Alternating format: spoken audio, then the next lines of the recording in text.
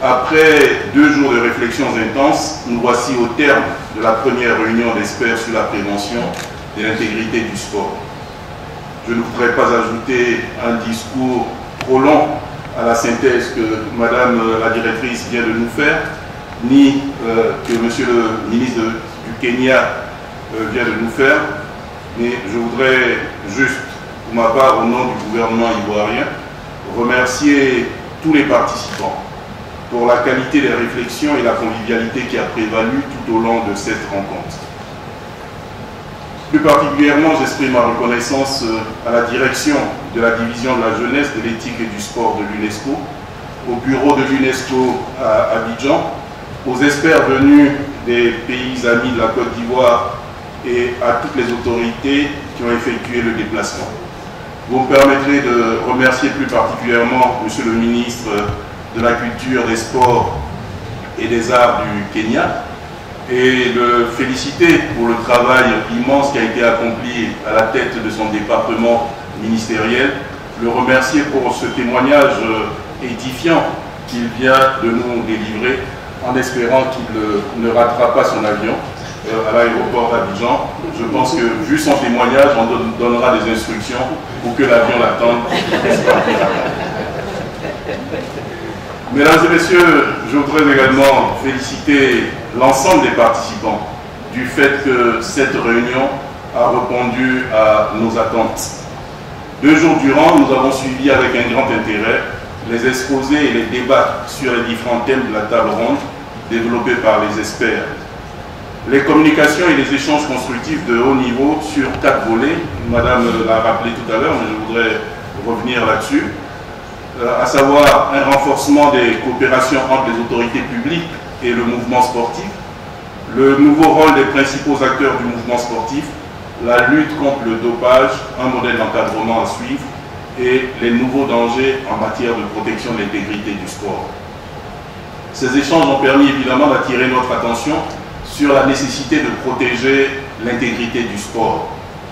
L'échange d'expériences et d'idées dans ces 4 ateliers a abouti à des conclusions qu'il me plaît de saluer.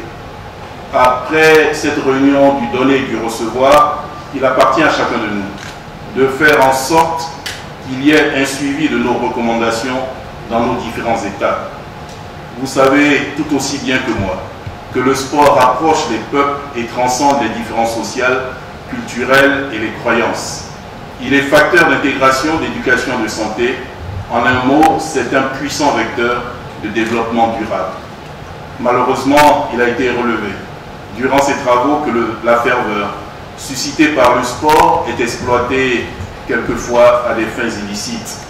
En effet, il faut reconnaître que des pratiques aussi déplorables que le dopage, la corruption, la manipulation et les trucages des matchs mettent en péril l'intégrité et les valeurs éthiques du sport.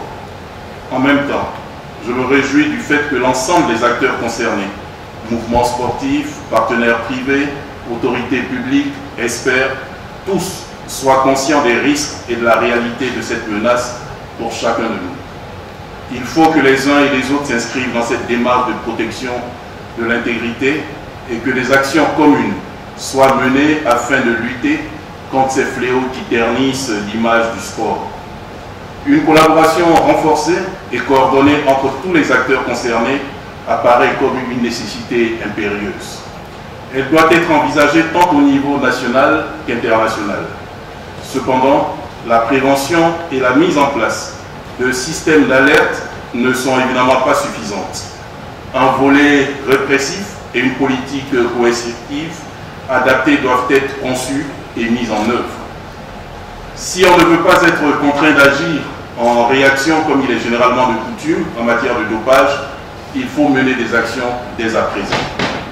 À cet égard, je puis vous rassurer, au niveau du sport en Côte d'Ivoire, que la préservation de l'intégrité et de la sincérité des compétitions et le financement du sport feront ainsi partie intégrante du dispositif législatif, et les décrets d'application de la loi de 2014 sur le sport ivoirien sont faits prêts, et croyez-moi, la question de la protection de l'intégrité occupe une place de choix.